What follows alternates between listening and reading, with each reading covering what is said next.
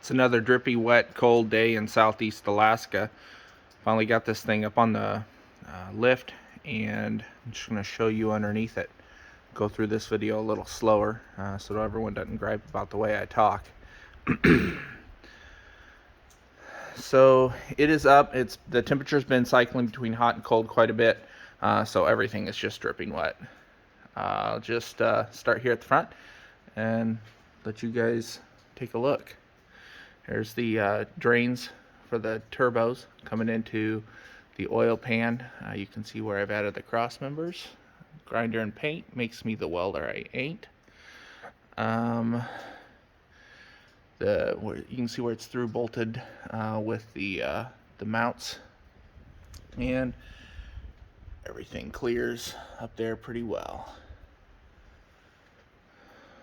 There's a block I added to give it just a little bit more clearance. The oil pan to axle clearance. I think it was going to be good before, but I think wasn't good enough for me to chance it, so I added that extra inch, which also works well with the bags. Alright, you see transmission cooler lines there. This extension of the coolant, lower coolant hose comes down underneath the bracket, and that will attach to a bung that I add to the bottom of the radiator there. You can see lots of clearance to get the radiator out. It comes out just fine. And let's go over to this side, see if there's anything to see there. Pretty much the same thing. You see the bracket I made for the track bar. Had to notch it for the front suspension, the leafs, to fit in there. One thing I didn't, that was kind of after the fact. I didn't realize that it was going to interfere, but got it gusseted up. I think it's plenty strong. It's also tied up into the frame, the side of the frame there where I reinforced it. Everything clears really well. Let's come underneath here. There's lots of room here. Absolutely no issue getting this oil pan off with it jacked up like this. So in theory, I could in-frame it if I was able to get the head off, which I'm kind of doubtful of, but it could be in-framed with the cab off for sure. Here you can see the backside of the bracket. That's not, some of it's rust, just like surface rust from welding where I didn't get enough paint on it, but I also used a rust colored primer on top of the or underneath the black protective enamel. You can see the back side of the mounts here, good view of that. The modifications I had to do to the oil pan are pretty evident now. I just trimmed off, it wasn't much, maybe an inch of oil pan along the along that thin part there, and then down the front, and just welded it back up, and then checked it with some water. It's holding, no leaks, working great. And then added those bungs for the oil drains on the turbo. Got airbags on each leaf spring. You can see up in there, you can see where the track bar is tied into the frame.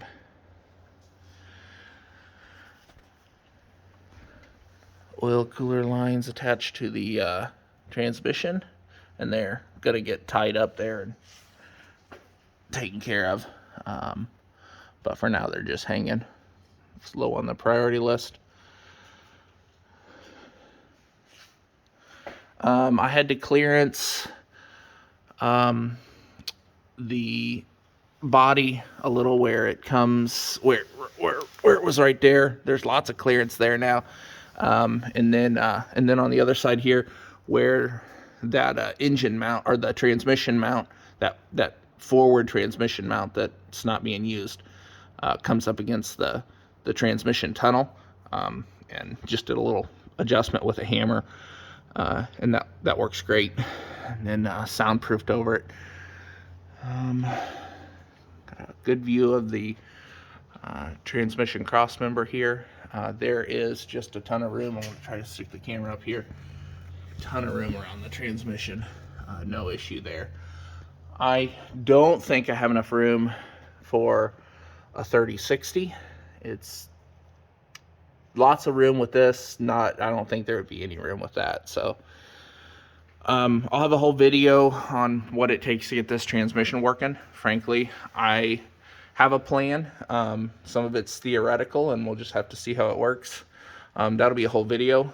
My absolute desire is to not have to hire someone to help me with that, but to actually have a video here on YouTube of what it took to make it work for me. It will probably cover every instance, but at least there'll be something there on how I got it got it to work for me. Here's the cross member I made to support the transmission. I think, like I said in the other videos, the tail housing of the Allison is prone to failure, cracking, just because of the weight of the transmission bouncing around. Hopefully that will alleviate some of that. The rest of this is pretty unexciting, just stock F350 that I painted, tried to get it to last a little longer. There's the air dryer, obviously stock, not F350. All right, so that's that. Pretty unexciting, standard commercial stuff. Coming back here, I haven't painted under the bed yet, so, or this air tank, but it'll all get painted and cleaned up. The fuel pump is still wired, with just some wires stuck over the pins, but that'll all work with the regular harness when I get it hooked up.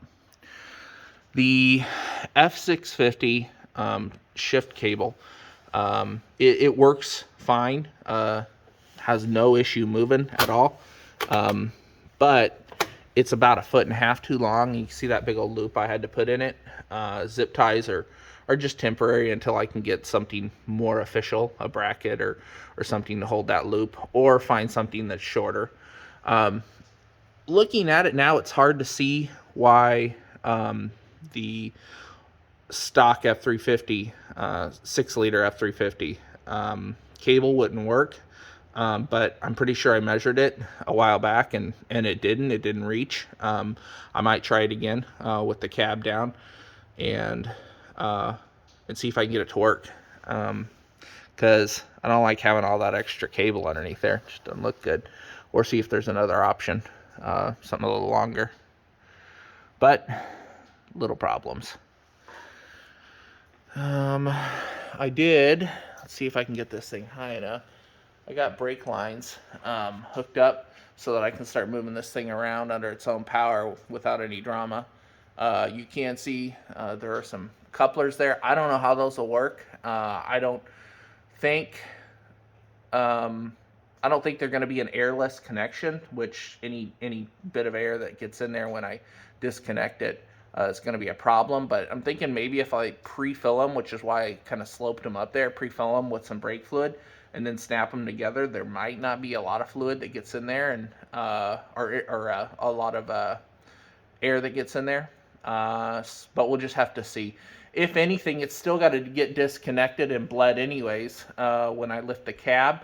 So that would just be an easy way to disconnect it, and I'll just have to bleed it again when I reconnect it. Or it works fine. We'll just have to see.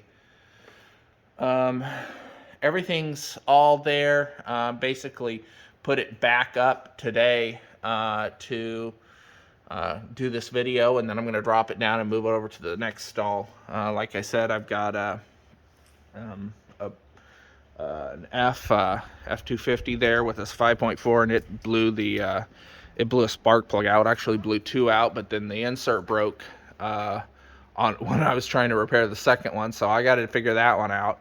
And then my Excursion over there behind that junky Ford is it's got a broken front pinion shaft, so I got to fix that, and it's got to go on the lift for that. So I need to get things moved over. It may be a little while before I make another video while I get some of my other vehicles up and running. The lift did not bat an eye at lifting this thing. I think it's probably right at the limit, but I've got these jacks underneath it, or jack stands, and I feel pretty safe underneath it. Next up will be power steering, getting that working, and then probably the radiator after that. But who knows when that video will come. I think, like I said in the comments on one of my videos, that I don't plan on making any money from these videos. I don't get enough watched hours to monetize, and so this is just here to help someone. These videos just exist to help someone if they decide to do a project similar to this. So that, you know, I'm struggling through talking through narrating these videos, and the quality is probably poor. I didn't set up a lot of lighting. My shop's a mess. There's a long time between videos. It's not set up to make money. I'm just here to help someone if they decide to do the same project. So don't bash on me too hard. I think that's it, and hopefully maybe in another month or so I'll have another video. These progress videos will come a little slower. It was easy to make them when I had a bunch of progress to just like progress already made that I could go back and document, but now you guys are seeing the progress as it comes, and that's slow. That's why this has been almost a 3-year project, almost 4 years. So that's that. I'll report back whenever I got more done.